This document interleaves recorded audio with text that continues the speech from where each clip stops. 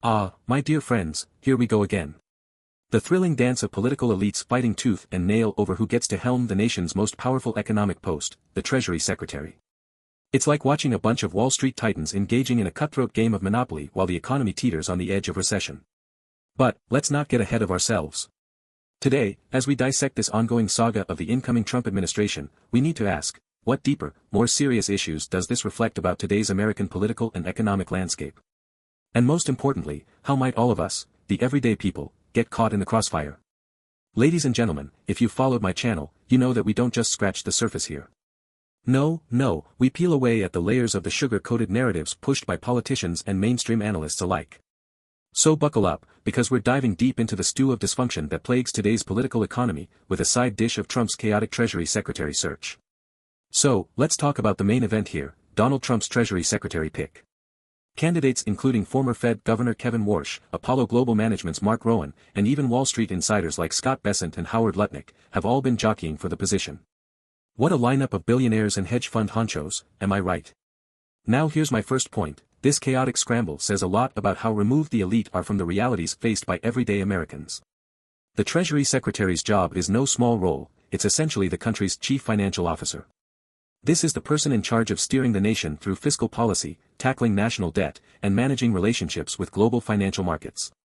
Yet here we are, watching what basically amounts to a power grab by Wall Street's finest, all supervised by a president-elect likely more interested in loyalty and optics than legitimate qualifications.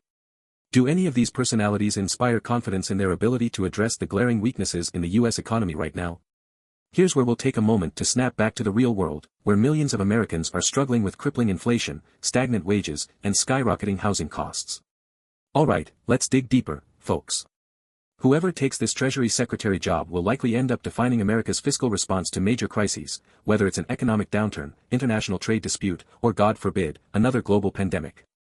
But more troublingly, each candidate brings along a suitcase full of deep ties to big finance and the very heart of what's wrong with U.S. economic policy today.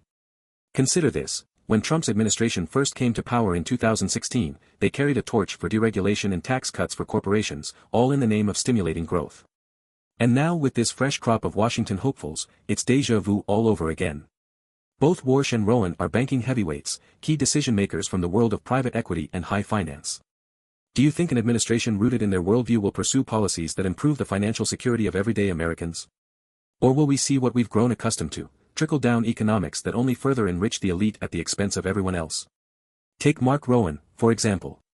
Rowan is the CEO of Apollo Global Management Incorporated, one of the largest private equity firms in the world.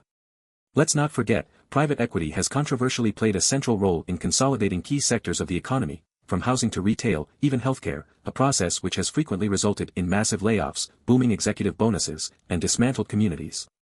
So if Rowan were to nab this role, merely check out his playbook on how to operate, privatize gains and socialize losses.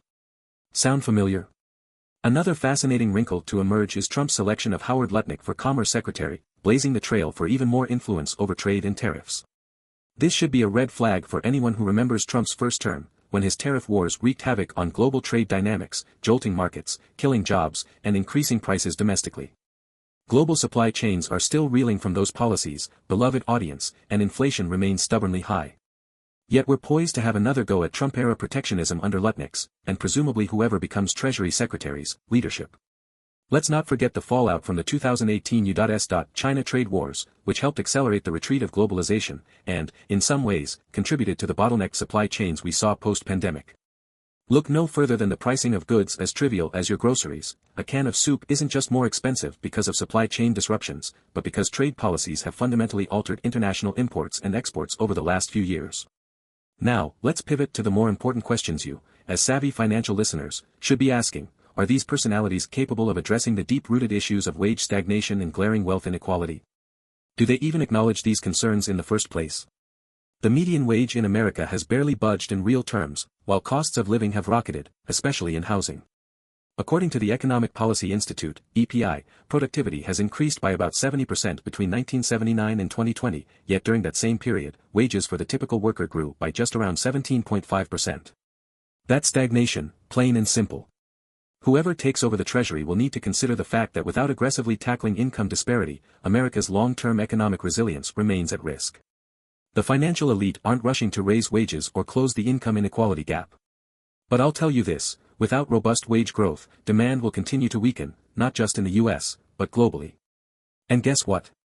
That wages issue definitely won't be fixed by corporate-friendly policymakers like the ones vying for Treasury Secretary. Looking at Trump's likely shortlist of Treasury candidates, expect more of the same policies that favor corporations over households, expect deregulation aimed at amplifying short-term growth over long-term sustainability, and expect a persistent focus on financial markets rather than labor markets. From Warsh to Rowan, and even Besant, these are wealthy individuals entrenched in Wall Street culture, who likely back typical supply-side economic policies that have proven to benefit the already wealthy while doing little to lift lower and middle-income families. They'll likely prefer policies that prop up financial markets, rather than seeking to solve the systemic issues ordinary Americans face like wage stagnation, ballooning healthcare costs, and the spiraling price of education. So, as we watch this spectacle unfold, I urge you not to keep your hopes too high for real change under any of these potential Treasury Secretary candidates, unless, of course, you're part of the ultra-rich, in which case, congrats, your future is looking bright. But for the rest of us? We're knee-deep in debt, housing is unaffordable for millions of young people, and the minimum wage is, well, we all know it's laughably outdated. Shrugging off these issues will only lead to further erosion of the American middle and working classes, and guess what? That erosion will have direct consequences for global economic stability as well. Because when consumer demand drops, corporate profits won't be shielded for long either. In conclusion, whoever Trump taps as his Treasury pick will likely reflect the broader ethos of financialization and wealth consolidation that we've witnessed dominate U.S. politics for the last 40 years. From Warsh to Rowan, expect Wall Street-friendly policies over Main Street-friendly policies, and given that backdrop, ordinary Americans should be prepared for more wealth concentration at the top and more economic struggles for the rest of us. Friends, the next few months will be crucial in determining the direction of U.S. fiscal policy, with ripple effects that could affect global economies just as they remain fragile, post-pandemic. Stay tuned, because the stakes couldn't be higher. Thanks for watching, and be sure to subscribe for more economic insights and timely breakdowns of the day's most critical financial issues. Until next time, stay informed, stay savvy, and of course, hold these policymakers accountable.